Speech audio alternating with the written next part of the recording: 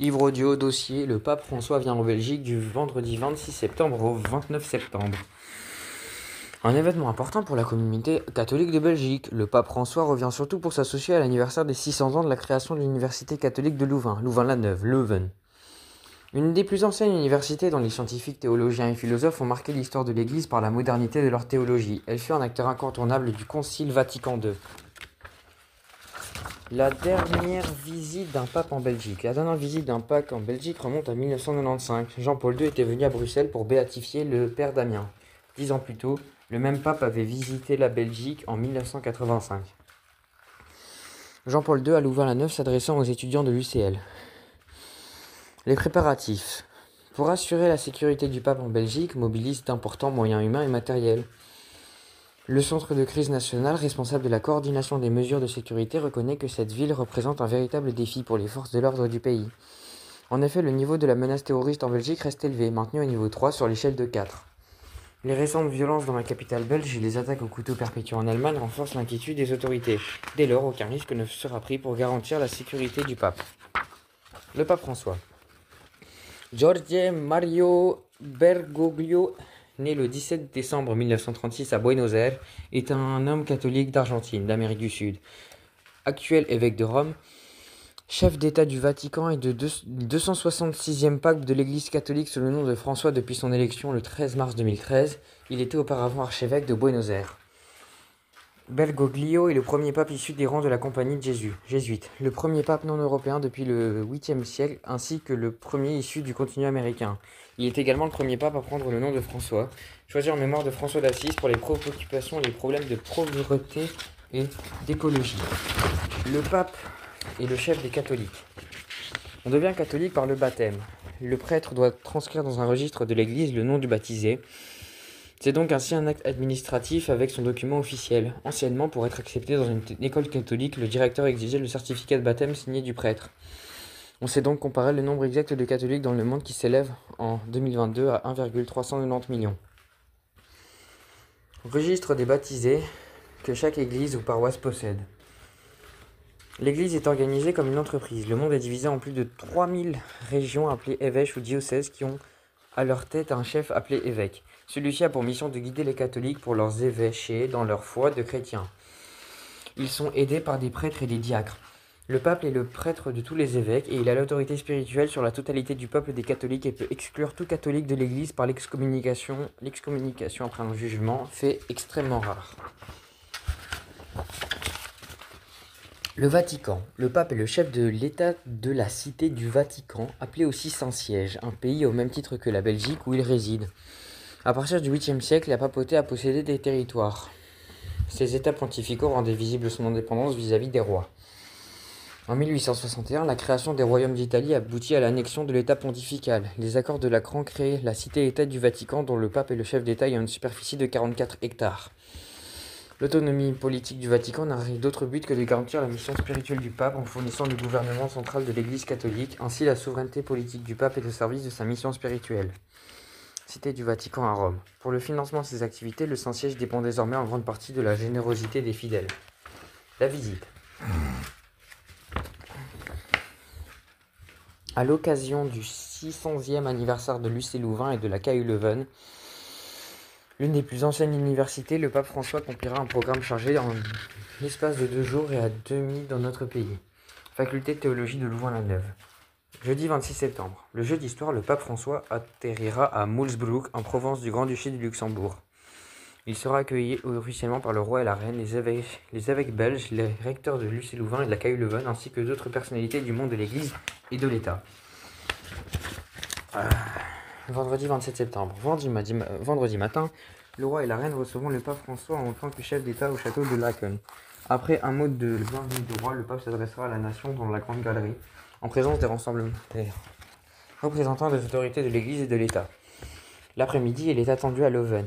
Il s'y entretiendra avec les professeurs et les étudiants, avec une attention particulière pour l'engagement des universités d'inspiration chrétienne envers les plus vulnérables de notre société.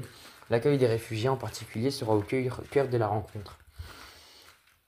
Samedi 28 septembre. Le samedi matin, le pape François s'entretiendra avec les catholiques à la basilique de Koekelberg, Bruxelles.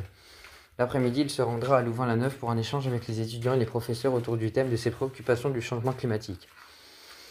Dimanche 29 septembre, à partir de 10 heures, il présidera la messe au stade Roi-Baudouin. La famille royale participera à la célébration eucharistique. Au cours de celle-ci, François béatifera également la carmélite Anne de Jésus, décédée à Bruxelles. La messe sera retransmise en direct sur les chaînes de télévision du monde entier. 35 000 personnes assisteront à cette célébration. Immédiatement après la célébration, il partira à Moosbrook pour le vol de retour vers Rome. Lors de sa visite dans notre pays, le pape François rencontrera également des victimes d'abus sexuels. Cette rencontre pastorale se déroulera en toute discrétion. Par conséquent, aucune information supplémentaire ne sera fournie à ce sujet tant que la rencontre n'aura pas eu lieu. Voilà, c'est la fin du dossier. Ça va vite quand on s'amuse. Au final, il y a encore une feuille qui dit un peu la même chose. Le pape François vient en Belgique au mois de septembre.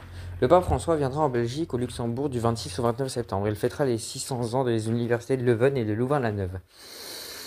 Il y a peu, la visite du pape François de son vrai nom, George Bergoglio, et d'origine argentine, a été confirmée. Du 26 au 29 septembre, il passera à Leuven et à Louvain-la-Neuve, mais aussi par Bruxelles. L'évêque de Rome, le pape, vient en Belgique et suivra les itinéraires bien précis. Le pape débutera sa visite au Luxembourg le 11 septembre avant d'arriver en Belgique. Le but de sa venue en Belgique est de rendre dans cette université de Leuven et de Louvain-la-Neuve qui fête le 600e anniversaire. En se rendant dans les universités, le pape vient aussi à la rencontre du monde intellectuel, des scientifiques, par extension à la rencontre de la société belge. Le pape François visitera probablement aussi la basilique de Koekelberg à Bruxelles. Il présidera également une messe de clôture dans la capitale le dimanche 29 septembre. Cette messe aura lieu au stade Roi-Baudouin. Notons que la dernière visite d'un pape en Belgique remonte à l'année 1995. À l'époque, c'était le pape Jean-Paul II qui était venu pour la béatification du père Damien. Canonisé depuis, sa visite s'était limitée alors à Bruxelles. Ci-contre la photo de la foule au Vélodrome de Marseille lors de la visite du pape François le 23 septembre 2023. Article simplifié par Madame Goderlier, 28 du 7 2024. Source lesoir.be. Voilà, maintenant c'est vraiment fini. Bonne nuit. Quand il n'y en a plus, il y en a encore. C'est des autres bidules, mais on s'en bat les steaks. Atelier philo. Question de départ. Comment choisit-on un chef? Quelles sont les qualités d'un chef? Pourquoi? Blablabla. Quel est le processus d'élection d'un nouveau pape? Conclave, vote à bulletin secret, fumée noire, fumée blanche. Voici quel est le processus d'élection du nouveau pape. Lorsque le chef de l'Église catholique renonce à sa fonction ou meurt, son successeur est élu par les cardinaux réunis en conclave dans la chapelle Sixtine et isolée du monde extérieur. L'élection d'un pape doit se dérouler à l'écart de toute pression extérieure, un conclave, sous-chef, étant coupé du monde extérieur. Les cardinaux entrent dans le conclave 15 jours au moins ou 20 au plus après la mort et le renoncement du pape.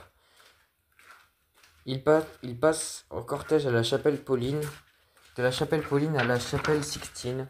Ensuite, les portes sont fermées, les clés retirées, et l'isolement est vérifié pour le cardinal Kammerling à l'intérieur, et des préfets de la maison pontificale à l'extérieur.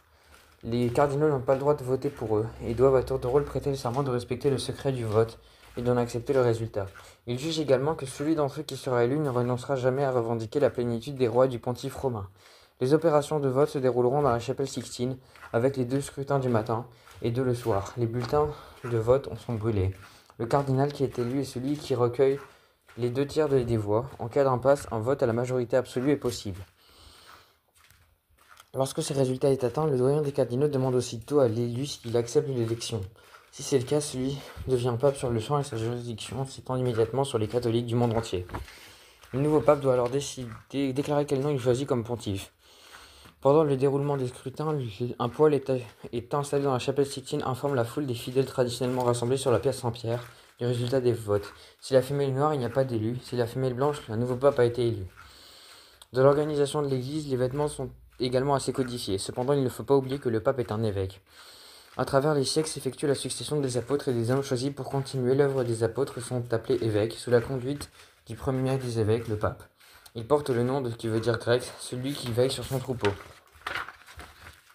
Les évêques sont consacrés par d'autres évêques, qui leur imposent les mains pour appeler sur eux la paix et de l'Esprit de Dieu.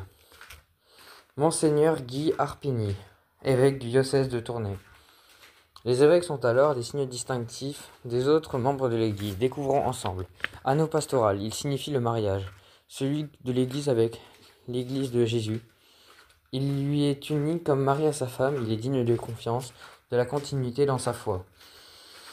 Crosse, le berger utilise le bâton pour guider son troupeau vers les bons pâturages et il s'en sert également pour défendre les brebis contre des bêtes sauvages. C'est son outil de travail. C'est un signe de l'autorité et est un signe de service.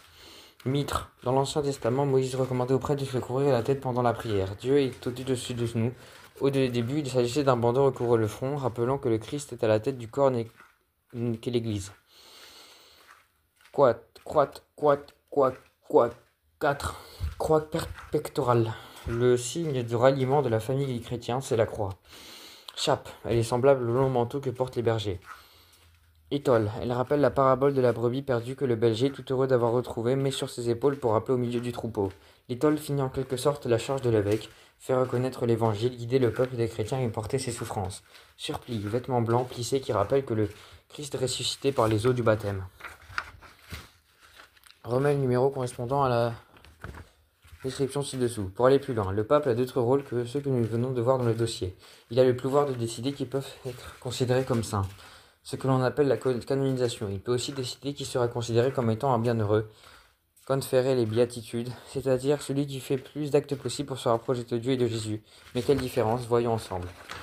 La béatification et la canonisation. Le candidat doit être mort depuis au moins 5 ans, avoir une réputation de sainteté, avoir accompli au moins un miracle. 1. Enquête diocésaine. 1 à 5 ans. Dossier du candidat constitué pour le prêtre postulateur. L'évêque examine les informations sur le miracle, le résumé, les experts auditionnent les témoins. 2. Procès de Rome. 12 ans. Dossier transmis au Vatican à la Congrégation pour les causes des saints. Évêques et cardinaux instruisent le dossier, le décret de miracle établi. 3. La décision. 1 à 3 ans. Dossier et décret des miracles sont transmis au pape qui tranche et ordonne la béatification. 4. La canonisation. Nécessite la reconnaissance d'un deuxième miracle possesseur à la béatification. Une nouvelle enquête diocésaine est ouverte par la canonisation et prononcée par le pape. Le 1er novembre correspond à la fête catholique de la Toussaint. Religieux, ce jour est l'occasion pour les chrétiens de célébrer tous les saints, connus ou inconnus. Et le 2 novembre, les catholiques célèbrent leurs défunts et profitent de l'occasion pour fleurir les tombes. Voilà, fini ce dossier finalement. Enfin, tous ces dossiers. Bref, bonne journée, bonne nuit, bon courage, au revoir. Compliment à ton pot de nuit. Encore un papier sur le pape François que j'avais oublié de lire. Un documentaire de Wim Wenders, le pape François, un homme de parole. Pope Francis, a man of his world. Un citoyen du monde. Né le 17 septembre 1936 à Buenos Aires, d'une famille d'immigrés italiens, le jeune Jorge, formé chez les jésuites, intègre un séminaire en 1958 avant d'être ordonné prêtre en 1969. Avant son intronisation le 13 mars 2013, Monseigneur Bergoglio a été l'archevêque de Buenos Aires de 1998 à 2013 et cardinal de la Sainte Église d'Argentine de 2001 à 2013. Le Time Magazine l'a élu personnalité de l'année en 2013 et il a été en lice pour le prix Nobel de la paix en 2014. Le pape est connu pour son extrême simplicité, son humilité et sa réserve. Au moment de s'installer au Vatican, il a refusé les somptueux appartements pensifs du palais apostolique pour leur préférer un simple 2 pièces, brisant une tradition en vigueur depuis plus d'un siècle. Il est généralement qualifié de conservateur charitable en raison de son commentaire devenu célèbre à propos de l'homosexualité. Qui suis-je pour juger? A-t-il donné l'image d'un pape progressif et ouvert d'esprit par rapport à ses prédécesseurs? Une réputation qu'il n'a pas démentie au moment de prendre les positions sur les questions scientifiques, et particulièrement concernant l'écologie et l'environnement. En 2015, il a publié une encyclique de 184 pages qui était mise en garde face au changement climatique et on appelait à l'éradication des énergies fossiles au profit de l'énergie renouvelable. Il est partisan de la théorie de l'évolution et combat les abus politiques et économiques à travers le monde. Dans cette encyclique, qui ne semble pas réservée aux catholiques ou aux chrétiens, mais destinée à l'humanité tout entière, il écrit « Les humains, s'ils sont capables du pire, sont aussi capables de se dépasser, de choisir ce qui est bon pour prendre un nouveau départ. Que ce soit dans les sermons ou dans les interviews, ils ne cessent de promener la réforme de l'Église. Catholique sur de nombreux points, je préfère de loin une Église sale, abîmée, qui souffre, parce qu'elle est allée dans la rue plutôt qu'une Église malsaine, sclérosée, et qui n'aspire qu'à sa propre sécurité. Je ne veux pas d'une Église égocentrique, prise au piège de l'obsession et de la procédure. » Synopsis. Le 13 mars 2013, le cardinal de Buenos Aires, Jorge Mario Bergoglio, devient le Le 266e souverain pontife de l'Église catholique. C'est le premier pape originaire d'Amérique du Sud, le premier jésuite nommé évêque à Rome, mais avant tout le premier chef des saints à avoir choisi le prénom de François d'Assise, 1181-1226. Un des saints catholiques les plus révérés qui avait dédié sa vie à soulager les pauvres et éprouver un profond amour pour la nature et toutes les créatures de la terre qu'il considérait comme la mère suprême. Le pape François, un homme de parole, a été écrit et réalisé par Tim Wimrender. Cinéaste maintes fois cité aux Oscars, le film, d'une biographie ou plus qu'une biographie ou d'un documentaire, est un voyage initiatique dans l'univers du pape François. Fait assez exceptionnel, le film est coproduit par le Vatican. Il s'articule autour des sujets aussi universels que la mort, la justice sociale, l'immigration, l'écologie, l'inégalité des revenus, le matérialisme ou le rôle de la famille. Cette symphonie de questions est au cœur du film. Mais le caméra suit également le pape dans ses nombreux voyages aux quatre coins du globe, à travers des scènes où l'on observe la sainteté s'adresser aux Nations Unies, au Congrès américain, se recueillir avec la foule sur les mémorials du World Trade Center, Ground Zero, ou encore à Yad Vashem, le monument commémoratif mondial de l'Holocauste à Jérusalem. On le voit également discuter avec des détenus en univers carcéral et des réfugiés dans des camps méditerranéens. On le suit à travers le monde, de la Terre Sainte en Israël, en Palestine, à l'Asie, en passant par l'Afrique et l'Amérique du Sud. Tout au long du film, le pape François nous fait découvrir sa vision de l'Église, à quel point il est préoccupé par la pauvreté, son engagement en matière écologique et de justice sociale, ainsi que son appel à la paix dans les conflits armés et de guerre de religion. La présence de Saint François d'Assise plane également sur le film, rappelant l'origine du nom que s'est choisi le pape, à travers certaines scènes emblématiques de la vie du saint homme réformateur et écologiste. À titre informatif, le test que vous allez avoir ce lundi-ci, le lundi qui va arriver après la mise en ligne de cette vidéo, et si vous voulez tricher, les trucs qui sont déjà, tricher, retenir les trucs. Mais du coup, mieux vaut avoir de retenir les trucs par cœur. On a déjà